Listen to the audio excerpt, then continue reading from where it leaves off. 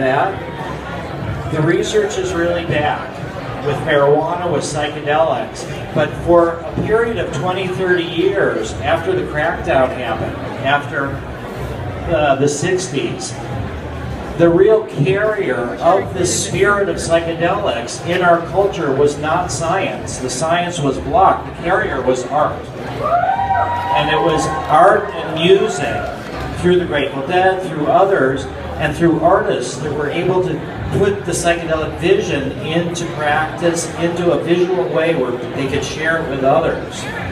And that's why I'm so grateful, this debt to Alex and Allison, and again, to try to build what they're trying to build as a repository for their art. That's really what culture contributes. That's where we're able to show the fruits of psychedelics, why we're able to sort of do this NPM Village at Burning Man, because they're so freaked out about being identified with psychedelic use, is that it was about the fruits of psychedelics and science and spirituality. We had mystics, monks, we had a Zendo, we had all sorts of lectures, and it's the fruits of that really we've seen in society that's helped now people get ready for the reintroduction of psychedelics into our culture and for the ending of the drug war.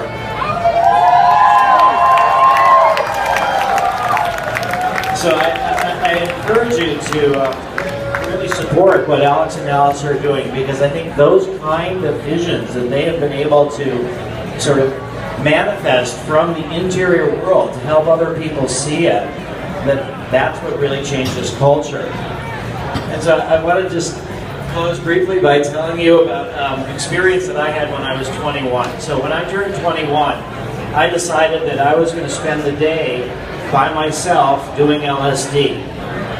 At the time, my girlfriend was away in London, I was in Florida, so I thought, all right, I'm just going to spend this day doing LSD. And this was in the olden days when you had records, and you stack them up.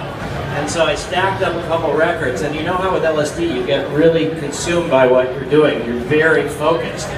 So one record stopped, and it was just quiet. And this is now in Sarasota, Florida. I was living at the end of a dead-end street. And then the next, it was just quiet. And then I heard this sound, and it reminded me of an air raid siren. And I thought, shit, I'm just turning 21, and now they're dropping the bomb. And we're not that far from Tampa, which is the Air Force base. It's the command where they run all our wars out of Tampa. And they have all these underground airplanes and bombers and everything. And so I thought, all right, what they've done is somehow I convinced myself that this was the end of the world, the bomb was going to be dropping, and I would walk out and I would, in the little bit of life that I had left, I would just try to live as fully as I can. Like I said, before you commit suicide, try everything. So I just thought, okay, so I'm walking to the bomb, and I walked down the end of the road, and all of a sudden it was just incredible, the colors of green, the variety of all the plants, and the beautiful sky, and all the puffs of white clouds in the sky, and everything was more vivid and more alive, and the sounds of the birds and everything. I was sort of saying hello and goodbye to life all at the same time, and I felt like I was at this sort of peak of awareness.